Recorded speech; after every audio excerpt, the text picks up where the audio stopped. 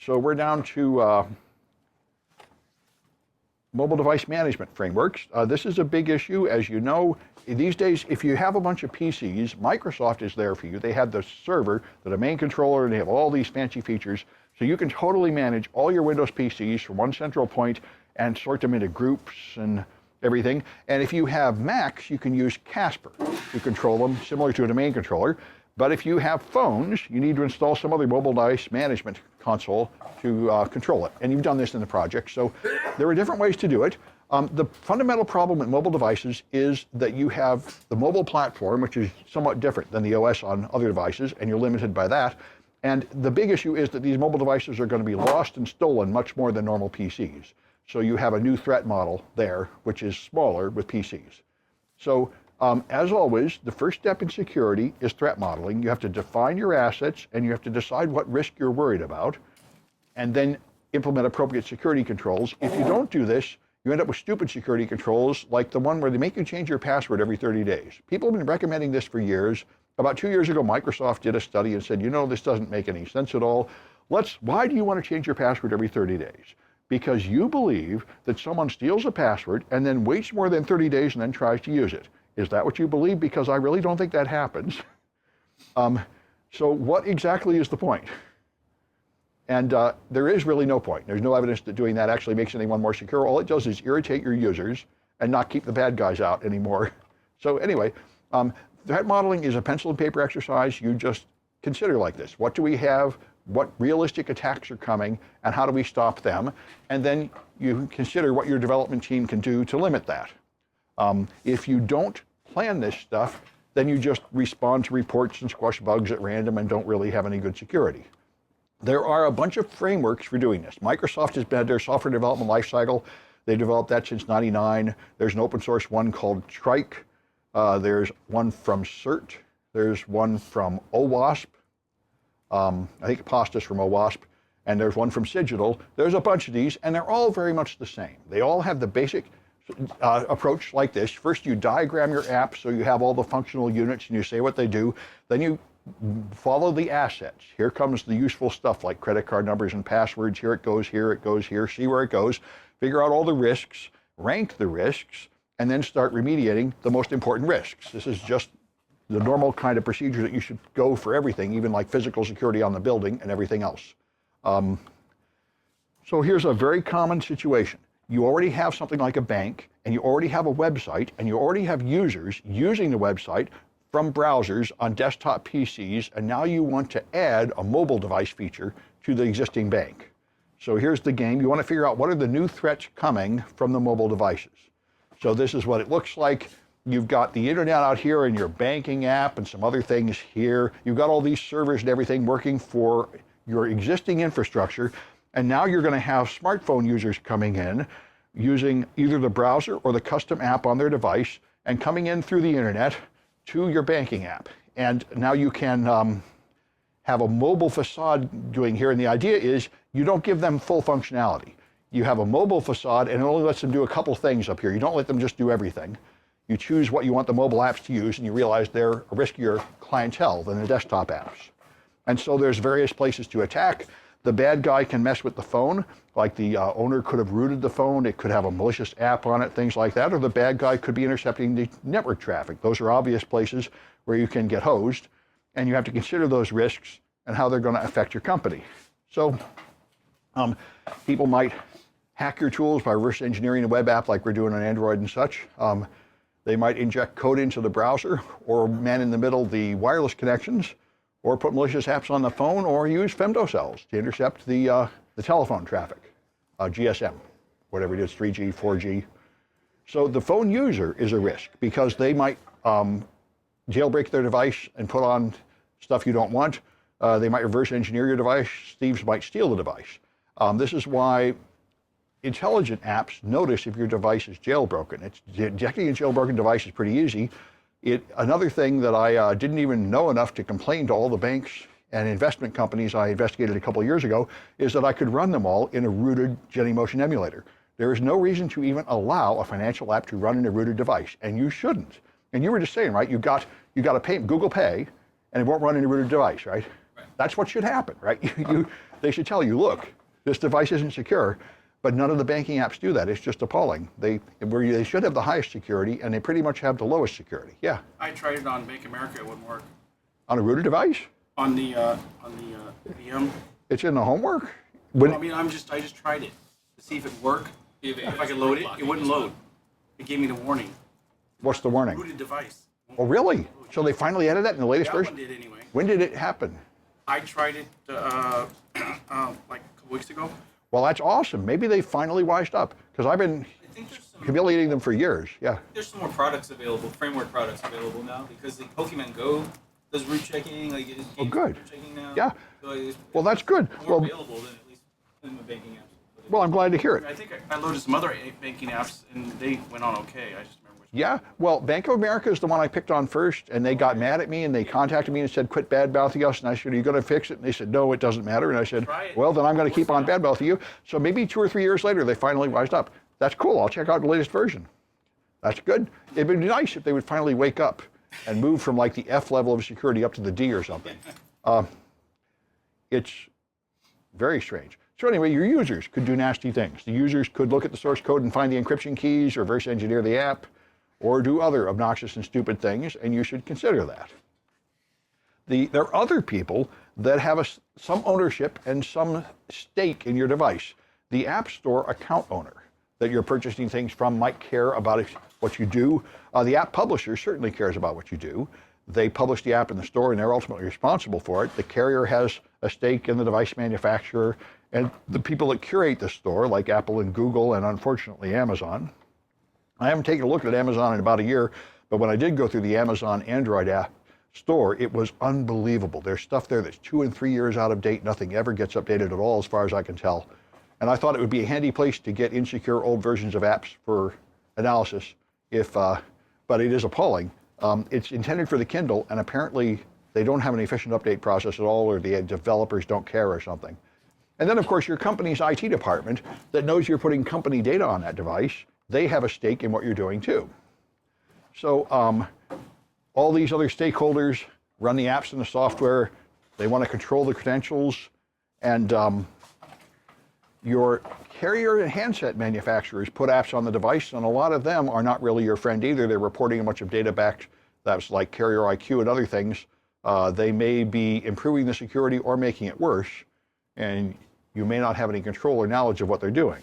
So there's just a lot of people messing with your phone and the apps, and each one of them has an opportunity to affect your security. The App Store curators are big ones.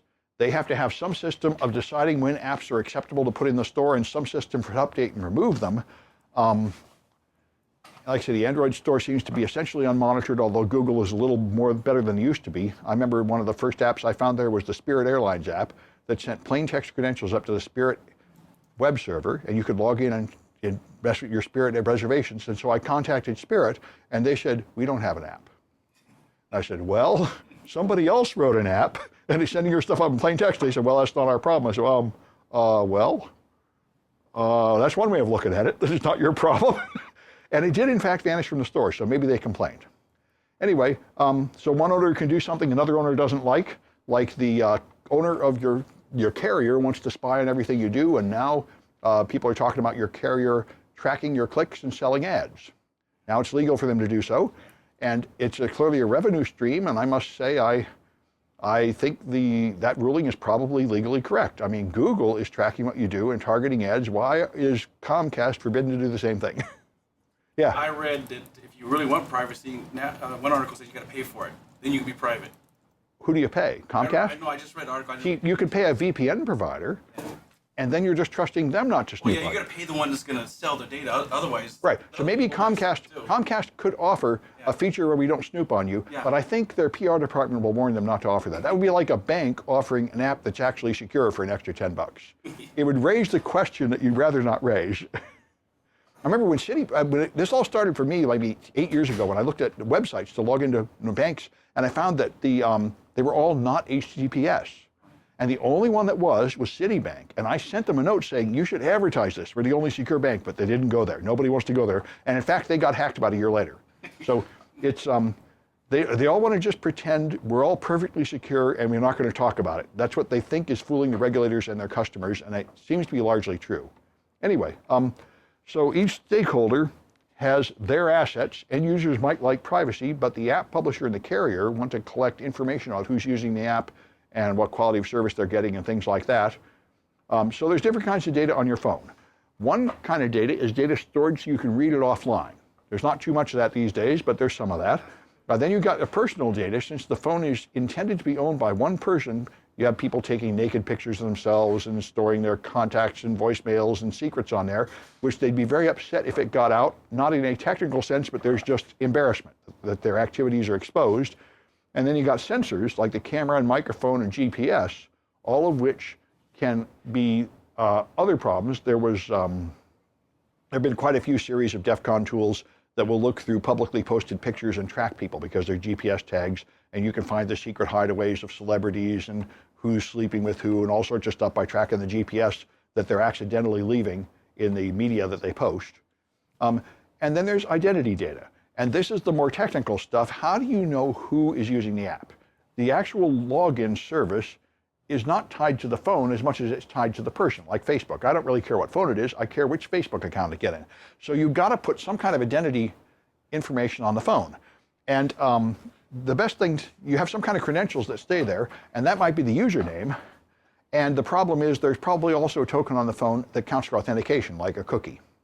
But anyway, one thing that was extremely popular at the time when we hacked the Apple Store was to just use the UUID of the phone as your sole authentication to get into services like Twitter. So once people knew the, or maybe it was IMEI, once they knew the unique number on your phone, they could just totally get in your account because that was convenient. But the manufacturers of the phone had always said, don't use this as an identifier, but everybody did.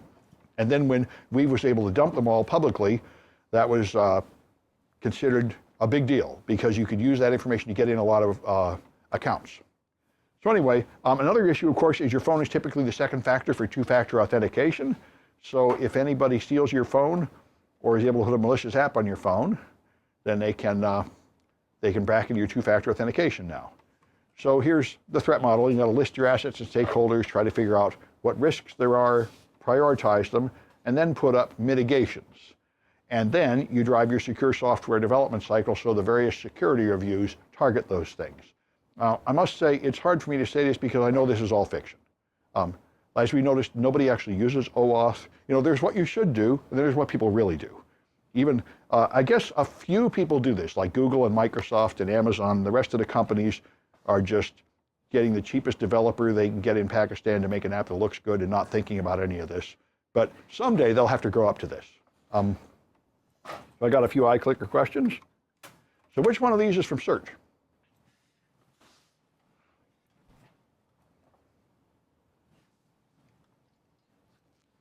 I knew which one's from OAuth. I'm pretty sure it's Octave, which is the one that ought to have the octopus logo, but it isn't. The octopus logo is actually Trike, and Octave is the one from search. Okay. Which stakeholder is primarily responsible to keep malicious apps out of the Google Play Store? It sure would be nice if somebody would take responsibility for doing that.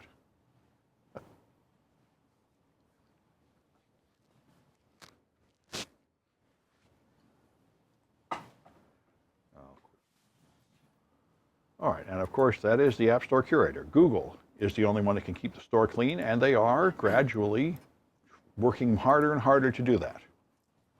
All right, which stakeholder is most likely to jailbreak the device?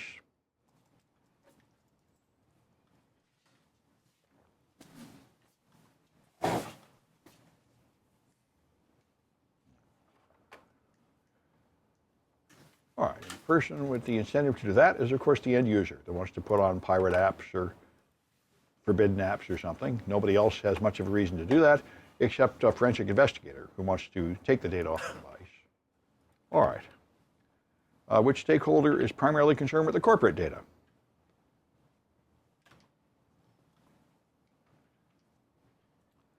I'm surprised we haven't had all these lawsuits. When Bring Your Own Device became popular about 4 years ago, I went to conventions and people were talking about this, and they said there would now be a flood of lawsuits as people try to investigate the evidence on phones, and people don't want their personal data exposed. And it's not 100% clear what part of that data is personal and what part is corporate property. But I haven't heard any big cases coming out of that. It is a big issue. If you mix your personal data and your company data on the same device, then no one understands who owns it or what rights anybody has. It's a screwy situation. Yeah. Corporate policy we had, it's our device, all the data is ours. Where's that? At a company I was working at. All the data is yours, including the company data. So if you sell it and put it on pastebin, they can't prosecute you? I highly doubt that. The corporation said, we provided the machine, all the data therein. That's right. That's one way. They give you a phone and it's 100% the company phone. But what happens is people bring their home device and use their home device to do company work. Just like Hillary, they don't want to carry two devices. And almost every company allows that. And the legal department has been complaining for years, when somebody does something bad, you're going to be sorry you did that, because now we really don't have the right to examine that data. We're going to have a whole battle over whether that's really a company phone or not. That's what would be great. That's why another thing, self-employed people, they have trouble with their taxes because they have a car and they drive it for personal stuff and they drive it for work. And like the tax people say, you should have two cars. Then you would, or if you don't have a clear separation, it's going to be real hard to justify what you claim. Having two phones is the most happy solution for the legal department, but most employees are not willing to do that, especially the most productive, high-end employees have no interest in that. They want to use their device, and they want you to just cope with it. Well, they're going to put it buried in the terms of service. Here's sign here when you enjoy it, when you are employed in the company. You already agreed to do this. They can try that, but I think they're worried that it won't hold up in court. Like if the device is really your home device that you paid for yourself and it's mostly used at home and you had it before you joined the company, then you would have a pretty good argument in court saying they don't really have the right to suck the data off of here, even if you signed something. That's why, but your answer is the right one, an air gap. There should be a company phone and a personal phone. That would be the way to keep it clear, but nobody bothers with that hardly. And sometimes they're sorry, like Hillary. Anyway, so anyway, did I grade this one? I did not. It's the IT department of your company, of course, that cares about the corporate data on the phone. Let's see if we have more of these. There is another one. Okay, which data type includes your GPS coordinates?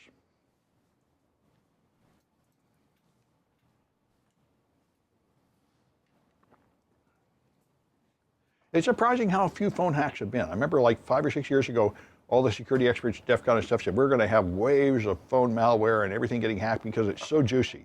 You could turn on a camera, you could turn on a microphone, you could totally invade people's lives, and yet there's not a whole lot of that happening. Anyway. Yeah.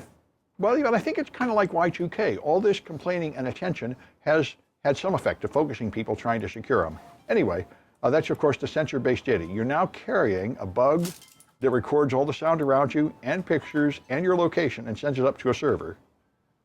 Is that me? No. Oh, you're good. All right, fair enough. Anyway, well, I think it was me earlier. All right. Now, anyway, let's see what time is. Good, we can carry on. So, secure mobile development. Here's the main plan. Your mobile client is the app on the phone, or perhaps just a browser if you just use a web app, and then you have the services at the other end, and both of them can be attacked, and both of them have assets. So you have to threat model them both.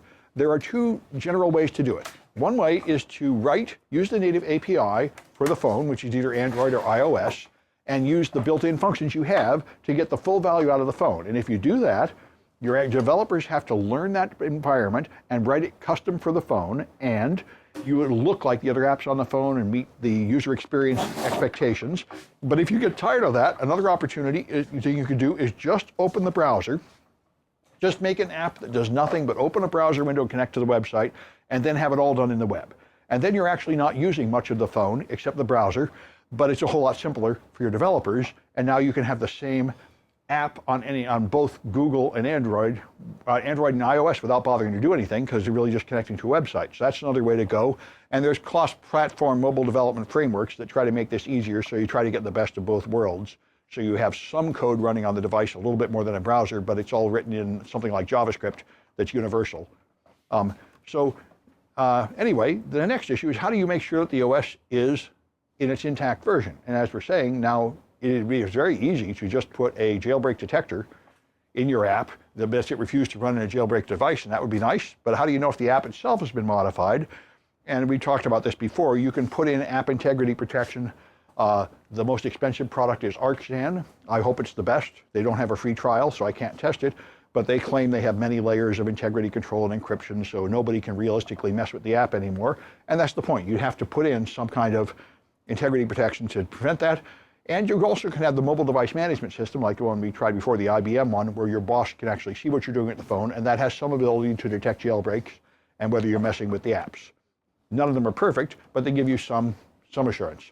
So if the device is jailbroken or rooted, then you could have an app or modified OS that lies and claims not to be modified, and certainly that's possible. Your mobile, there's also there's mobile device management, which we looked at before. That's the IBM product that gives the boss complete control of your phone in principle, although you can choose how much control to give them.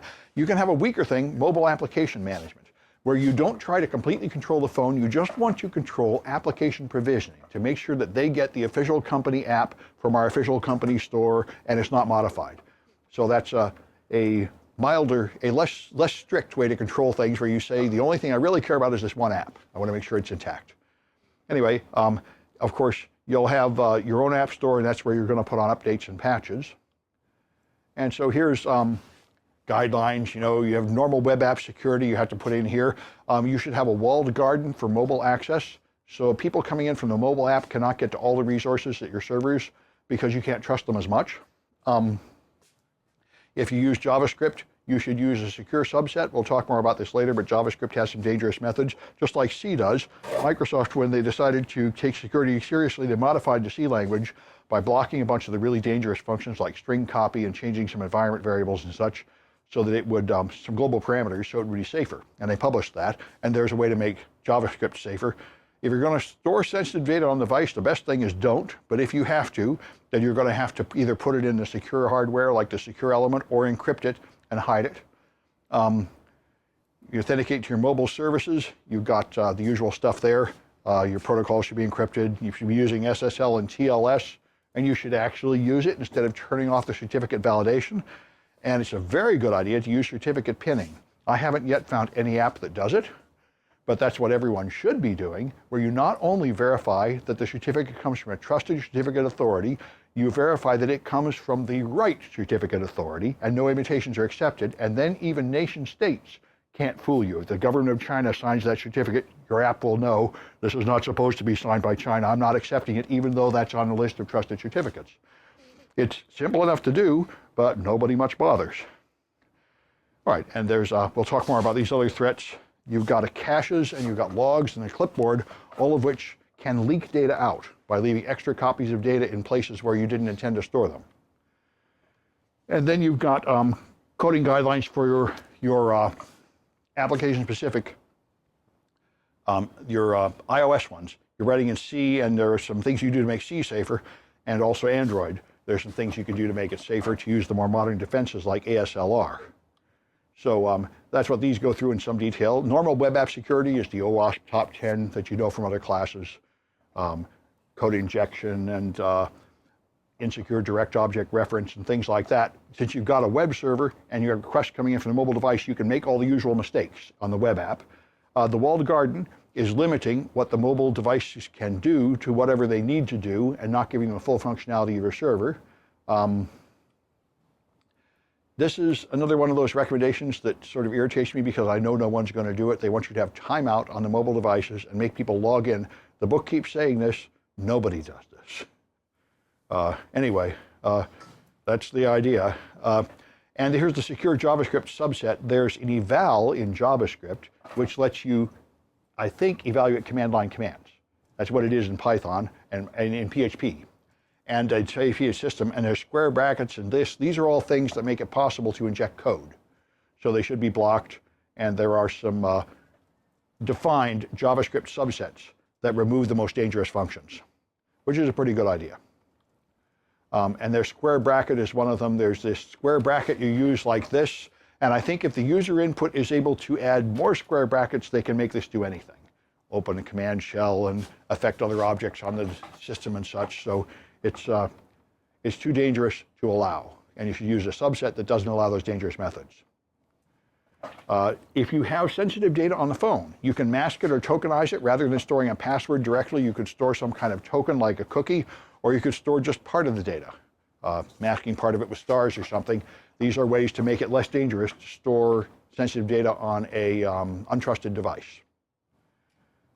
In general, this is a bad idea. Here's the strongest to weakest places to put sensitive data. In the security hardware, like the secure element, is of course the best place to put secrets. If you can't do that, use the platform's secure storage, like Apple's Key Vault, and Google has whatever they have at Vault. And that one, I think you were telling me now, it works by actually storing the encryption key on the SE and then using it. Somebody was telling me that.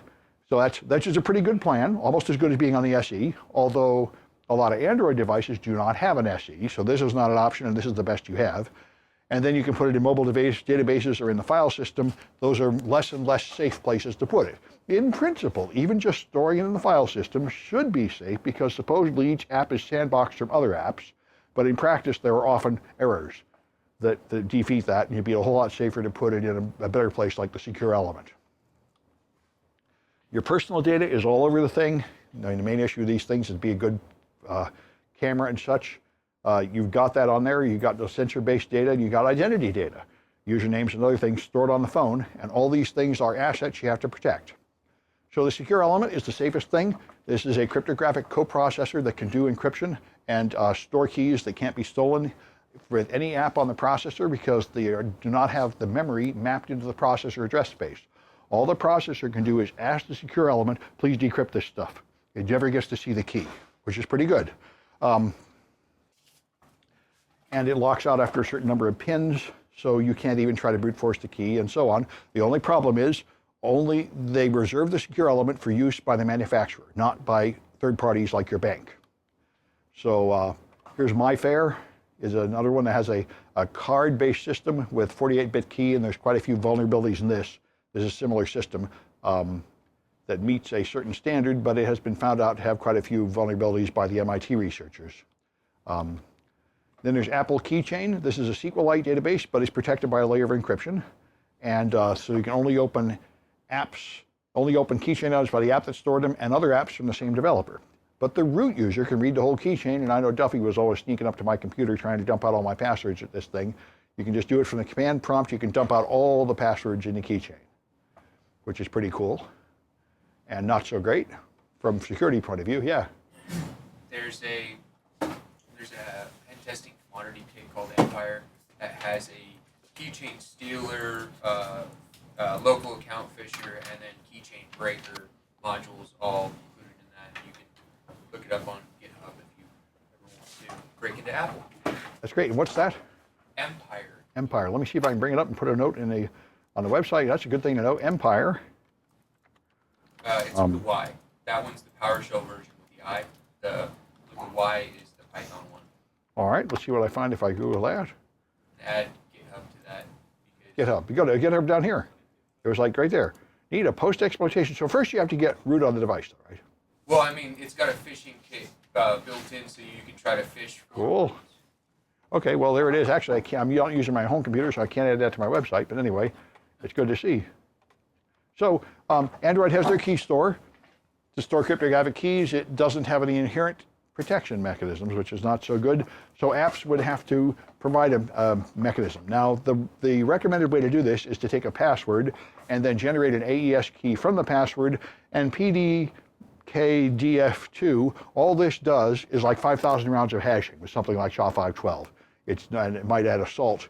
That's the general way you create a key out of a password. That's the recommended procedure.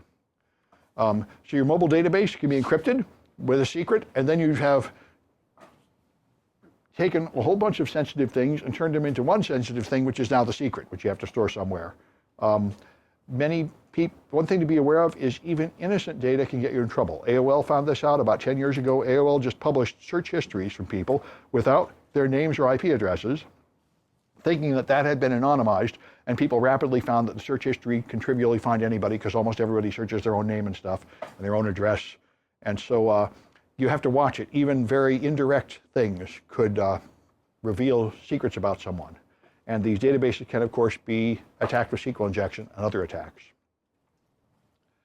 You got file system in iOS. Each app has its own portion of the file system.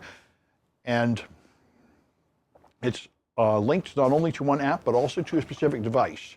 So if you copy a file from one device to another, it'll become unreadable. And that's a pretty good idea. So, I mean, Apple has quite a few layers of encryption. I know Thomas was talking about his work developing a new jailbreak, and it is really amazing how many layers of encryption and keys are used in Apple firmware. Yeah? I was just reading today for iOS 10.3, they're pushing a new file system. Oh, yeah, I've heard about that. A new Mac file system. They said it happened silently and didn't break anything, which is, I know, I'd like to know what the difference is. Well, a lot of it's security concerns, so I'm interested too. Yeah, and I think next week or maybe the week after, Thomas will be here to show us his new jailbreak. He's released the code like 2 or 3 days ago. He's made a new jailbreak. It only works on older phones, but it uses a new technique. So there's a group of phones that were not jailbreakable before, and now they are because he invented a new jailbreak. And then he told me about it, and the one thing I noticed was he found an exploit that lets him write 1 byte of 0 in RAM. And I said, you can't do much with that. And he totally took over the phone with that. And that's pretty impressive. Anyway, so files stored in internal storage are private to the app that created them by default permissions. But if you change the permissions to world writable, world readable, that makes them accessible to everyone. And if they're on the SD card, that's the default.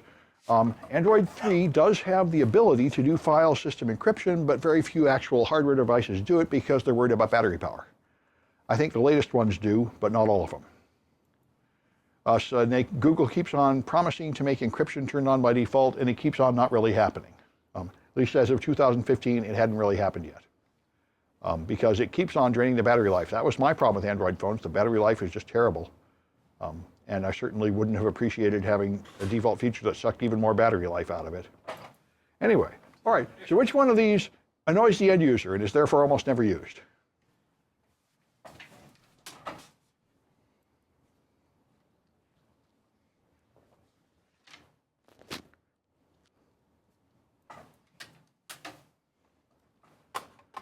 All right, and that's, of course, session timeout. That means they have to type in their password again, and since they're using a miserable little keyboard that doesn't work very well, they really hate making the user do that.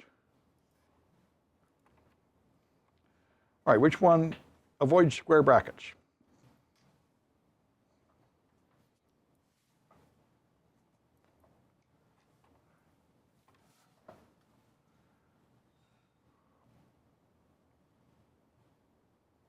All right, that's the JavaScript subset.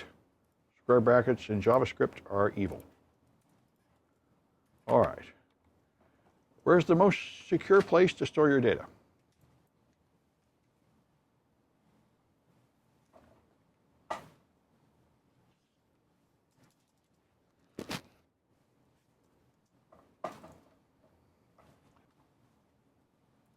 All right, and that's, of course, the security hardware. So if you use Apple Wallet, it really is considered quite secure. People say it's safer than normal credit cards. I don't know if that's true, but it might very well be. Where's the... Your card every time. What's that? It virtualizes your card every Right. time, so it's a different number for each transaction. Yeah, which seems like a big step forward. Yeah. So what's least secure? The new chip system, I think it might also use a different token each time, but I'm not sure. Well, but it's supposed to use a PIN each time too. And Well, he doesn't have the PIN, which is why the American version of it is not that secure. But I think at least it has a different token each time. that's why it makes it seem like it takes longer too, because it's expecting you Yeah. to type in your PIN. Yeah. Anyway, this is the least secure place is the SD card, which is not only removable, but everything put there is world readable. What's the most secure place that a banking app can put data on your iPhone?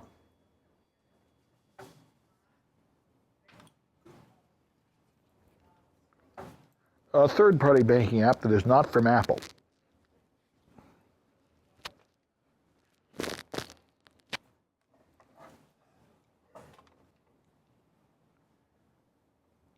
All right, the best thing they can do is use the keychain, which is secure platform storage. They are not allowed to use the secure element. So they have to go one step down. All right, so then you got your mobile services. As we talked about before, you should use OAuth so you do not have to handle passwords, but you just get a token that's of less value than a password. And you can use SAML to specify your security condition and move it back and forth to the server. Very few developers seem to care, but these features are well developed and available for someone who actually cares about security. When you have an identifier, this is a huge issue everywhere. I mean, the college got in trouble, everybody got in trouble for using social security numbers for identifiers. And most people have learned the hard way that you should just make up a number just for your company. Like the college gives you a W number, everybody gives you a number, because if they use anything else, it turns out to be a mistake. It's either predictable and guessable, or it's private and it enables access to other things. So if your device is stolen or sold, then the identifier is still on there. Now, in the past, they would use things like the MAC address, the phone number, the IMEI, which is just sitting there and awfully handy because they really cared about convenience. And if they just read the number off the device, then you never have to log in at all or have a password or anything. They know who you are. And as long as nobody ever loses their phone or gets a new phone, this will work. But when phones move from one person to another, you'll be sorry you did it that way. So that's an issue. And also those things leak out. So you should have, always generate your own identifier that isn't connected to other things.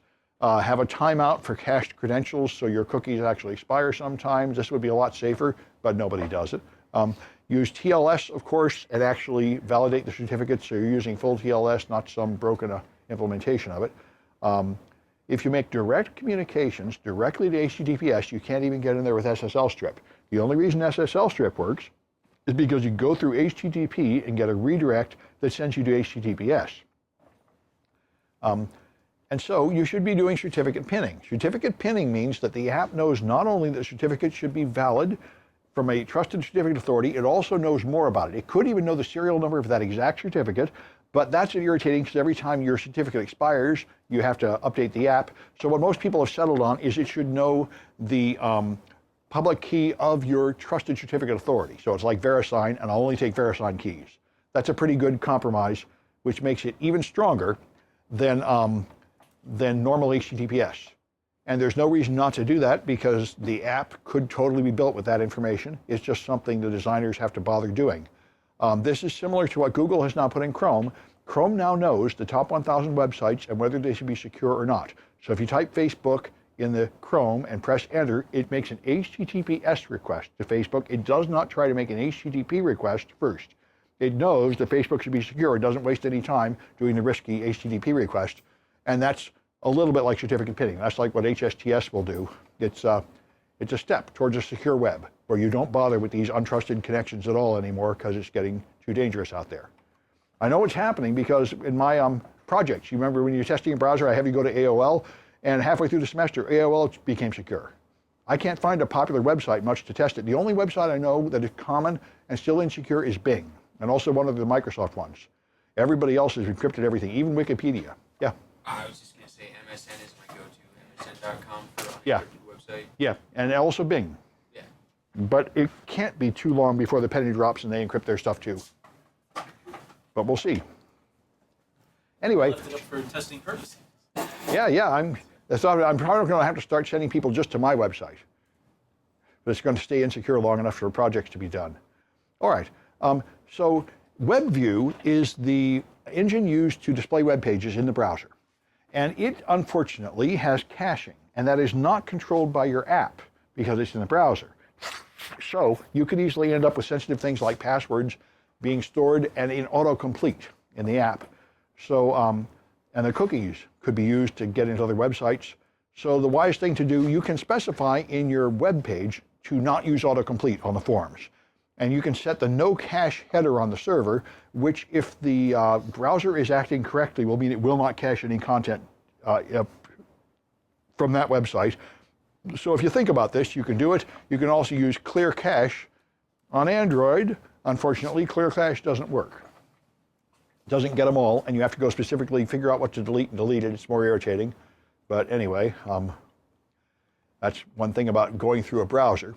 The browser is caching things. I know in my practice, I keep updating my website, and I always find that if I go to Chrome, I still see the old version, and Shift Refresh does nothing, and clearing the cache does nothing. It stubbornly caches stuff, and I have to go to a different browser to see the new version. This happens a lot. Caching is very vigorous in modern browsers, and it doesn't seem to obey any of the rules that it ought to rule.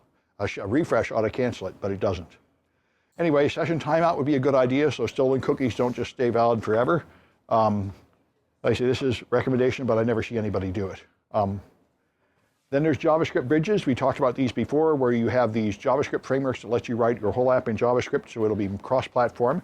It saves your developers a lot of time, and there are some rules to make it a little bit safer. In general, it's considered pretty dangerous. But if you use a more secure version of JavaScript, it's better. If you use a custom URI scheme, like something colon, like tel colon for telephone numbers, then be aware that that can be exploited with the techniques we talked about in the last class, and you've got to be careful to expose that as little as possible to other apps and filter the input and output from it because it might be malicious, attempting to inject things. And then there's information leakage. The other ones are talking about design flaws where you deliberately put data where it shouldn't go, and then where the browser makes extra copies of data you didn't intend. And there are other things out there that are making extra copies of the data, like the clipboard. Now you can copy and paste things. If you do that, the clipboard is stored somewhere on the phone, and that's not secure. So you can turn off clickable on a field so it can't be copied into the disabling copy and paste, which is a pretty good idea, so people can't copy and paste passwords. Of course, this means they can't use a certain category of password managers, so some people will get mad. You actually have to type in your password, and if it's long and complicated, that's annoying. And you hit the very serious problem with most of these recommendations is that they make it more unpleasant to use the app, and therefore, for marketing reasons, they will not let you do this, because your app will annoy the user more than the other app, and people would rather have less security and more convenience. And then there's logs. Like I say, both the normal system and the debug logs might have sensitive information in them. And the logs are public. Any other device can read the logs, so if you're putting secrets in the logs, you're going to be sorry. This has happened over and over and over, that either intentional code that the developer wrote or code in the operating system logged something sensitive and leaked out information. And so iOS specifically, it has a keyboard cache, which is there so that it can have that notorious autocorrect that everybody hates that keeps changing your words.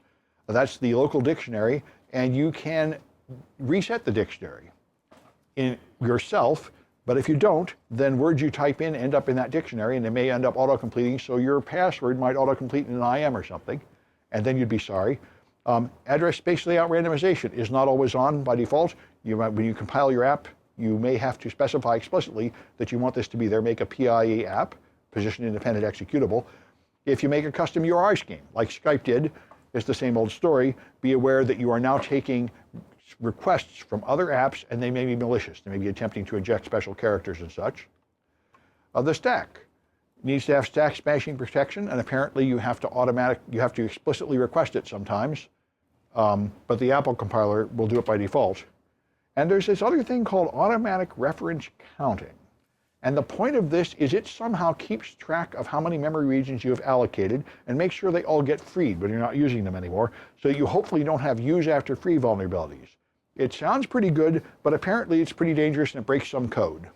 So people don't love it.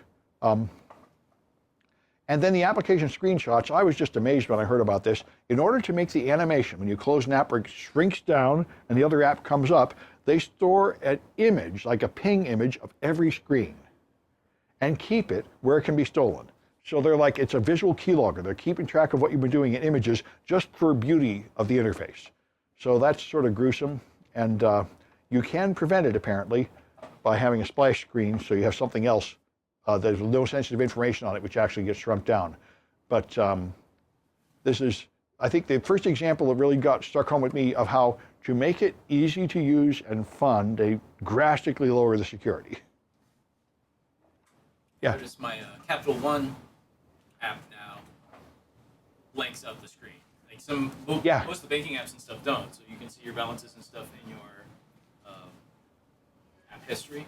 Yeah, so when you close it, it blanks out the screen and then closes, right?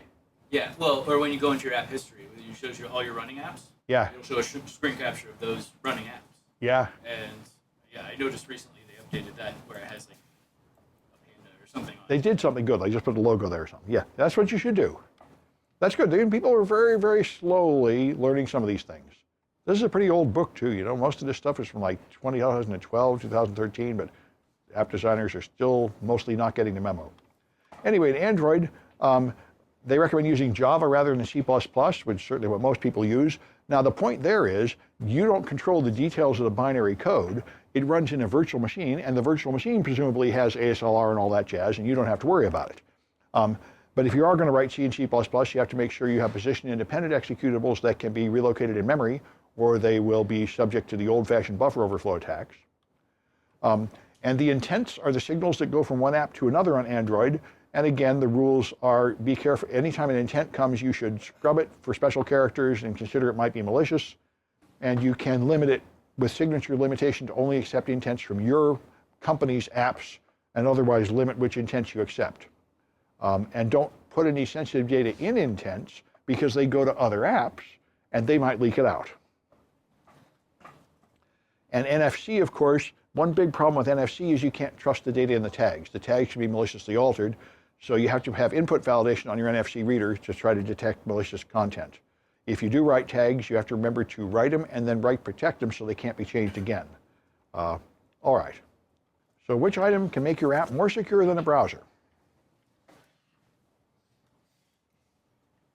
This is what I expected the financial apps to be doing.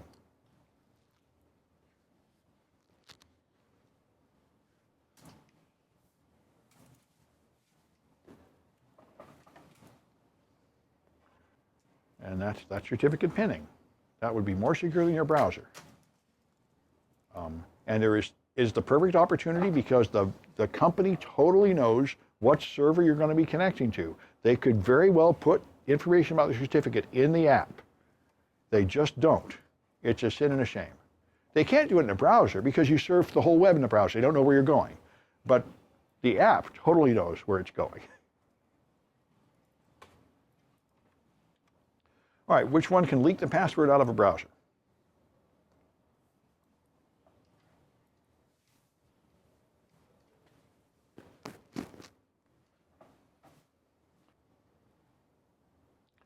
All right, and that's the cache. Various caches, like keyboard cache and such, can have information that then leaks out. All right, where's the safest place to put a password?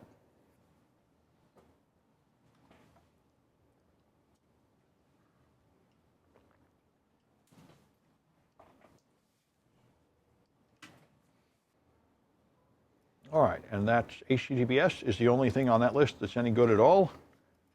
The rest of those are miserable places to put a secret. All right, so which one can leak secrets and is done just to make the app look prettier?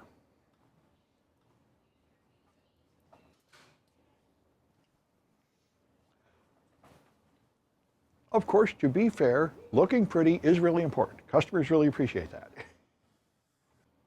And that's those cached screenshots, part of why everyone loves their iPhone. It's beautiful and fun to use. This is one of the many reasons why it is beautiful. All right, which one improves C, but you don't need it for Java?